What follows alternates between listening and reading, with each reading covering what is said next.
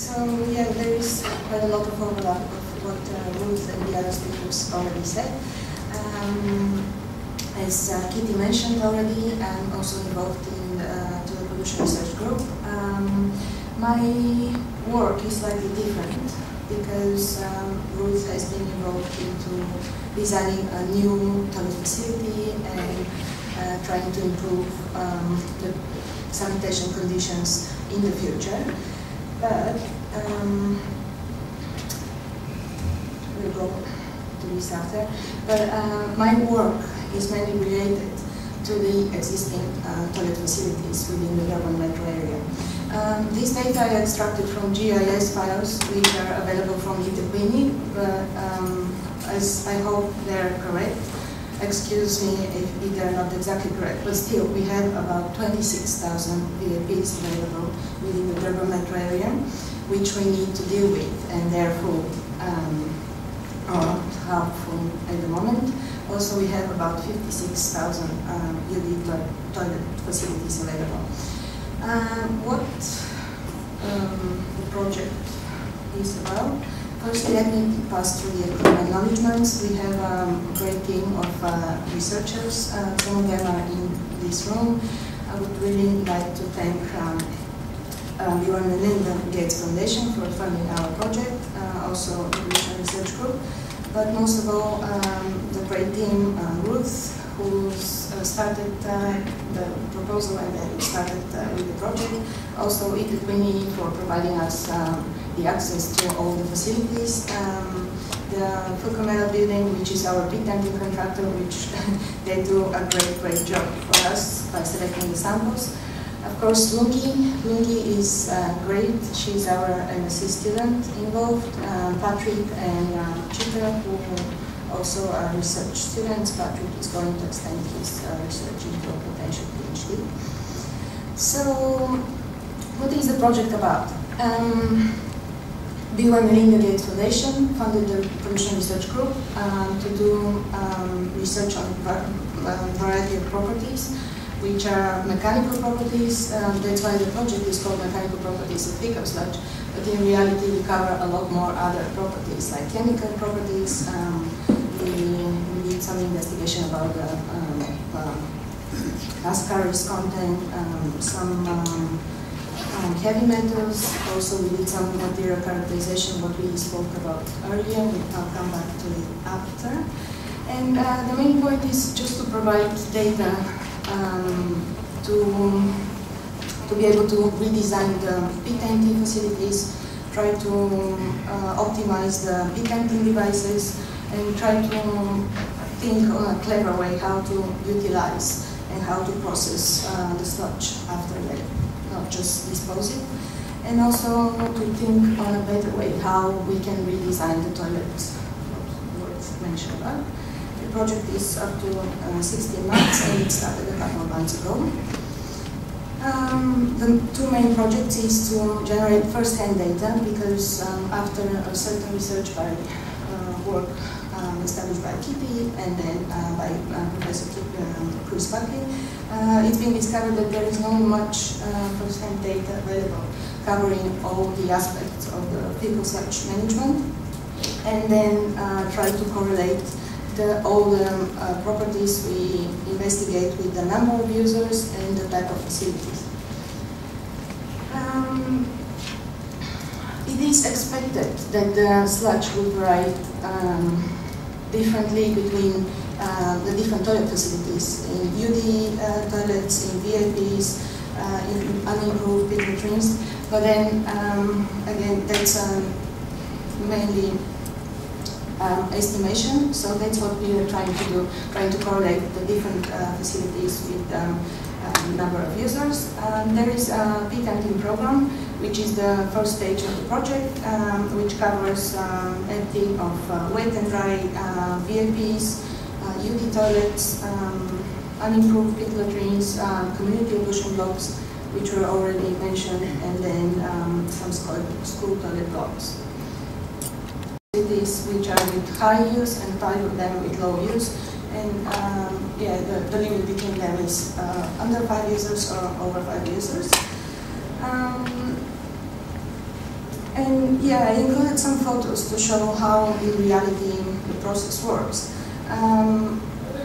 So these photos are all selected during the pit emptying process. That's how a dry BAP looks. We would expect to be drier, but in reality it's not as dry as we would think it would be. It's been lined with concrete, but still we have quite a lot of users taking showers into toilets. Unfortunately, they use them as dustbins, so you can see that there are a lot of other components inside the sludge. That's how the pit emptying process goes. Tomorrow morning there is a site visit, and you will see how the manual pit emptying process is working. They use basically shoveling, and then layer by layer we remove the sludge, and then we select some samples. That's how the wet BAP looks. Probably, I'm not sure if it's clear enough for you, but on the top we have all the sludge concentrated. Probably the thickness of this layer is about maybe 30 centimeters, and all the rest of it is full of liquid. We try to connect this one with potential underground water, but what we have available from the GIS files provided by Itaquini doesn't show any, not much of underground water available. So for the time being, we are relating this with showers taken into the pit, and that's why they fill up very quickly. And also these kind of pits have users of over 13 people, which forces the process. It's been emptied 3 years ago, according to the that's how the emptying process goes, and you can compare here how deep down the pit is the water level, and just the sludge is concentrated on the top. That's how urine diversion toilet looks like. What we've emptied, actually this facility was not, there was no diversion, and basically the toilet was used as a shallow BAP. We have two valves still available. One of them is the active one, and the other one was the standing valve, which was a lot drier and had different characteristics. But as I said, we have observed that many of the UD toilets are not used as proper UDs. That's again the emptying. We selected different samples from the two valves just in order to compare, and you can see still that there are lots of materials available. So that's how the process of sample selection goes. We established during the site visits that under the pedestal, the sludge has higher peak, which is normal. So in order to avoid mixing up of layers and trying to compare the front part of the pit and then the back part of the pit, we selected 4 types of samples following previous references by Kitty and Chris, who established that there are different degrees of biodegradation into the depth of the pit, and we wanted to avoid selecting. We wanted to optimize the number of samples selected. That's why the best so far it's been if we select 8 samples, 4 from the front under the pedestal and 4 from the back. We selected for the analytical chemical analysis in the lab 100 samples from each side, as it's shown at the bottom. And these are separate samples which we used for other analyses, for particle size distribution, and mainly for material characterization of the pit. So you can see that the different layers, this photo is to show you that that's the top layer, and then with the depth, they have different characteristics. The black one is from the bottom of the pit. So what is included into the experimental program after selection of these small and bigger samples? We have a number of analysis, which have been performed by our amazing students into the lab and research assistants. So far we have quite major data for chemical analysis. We were waiting for some of the equipment to arrive. The most of it is here, so some of the mechanical properties analysis commencing, some of them have started. We have some initial data on thermal conductivity, the calorific values are about to be measured, and all the chemical analysis have been performed on the go. So initially it was considered that the samples should be selected, and then after that we can do all the analysis, but we changed the scope, and meanwhile, while doing the sample selection, we do all the analysis. These are some, I didn't want, we had a limited time, so I didn't want to include too many results. So this is just a comparison between the first VAB we've emptied to see what is the distribution between solids, water content, and volatile solids. You can see that the moisture content is quite high, about 80%. The volatile solids are in average about 10%.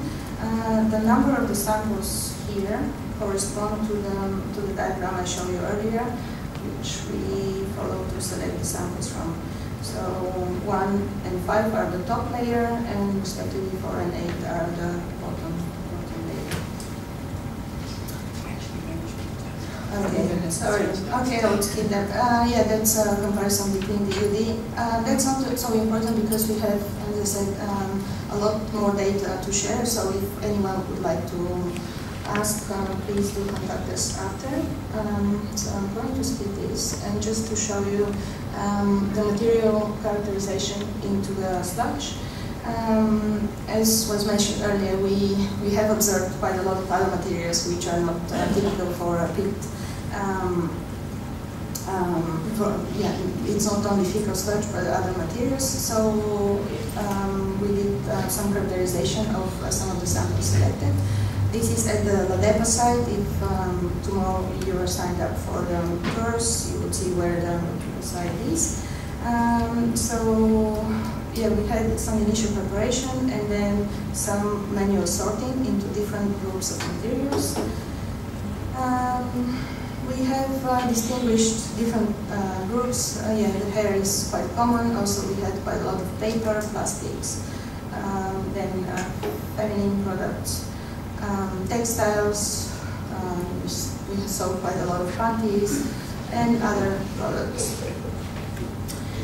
What was actually surprising at the end is that despite of the fact that we observed quite a lot of materials inside, by wet mass, the percentage distribution was of the organics was over 85%, which I'm not sure if it gives a good answer to the potential designers of future toilets or not, but yeah, that was the surprising result. Also, that's from the UD route, which was not the active, the standing one, where the organics were even having a lot higher percentage. And yeah, that's it. Thank you very much.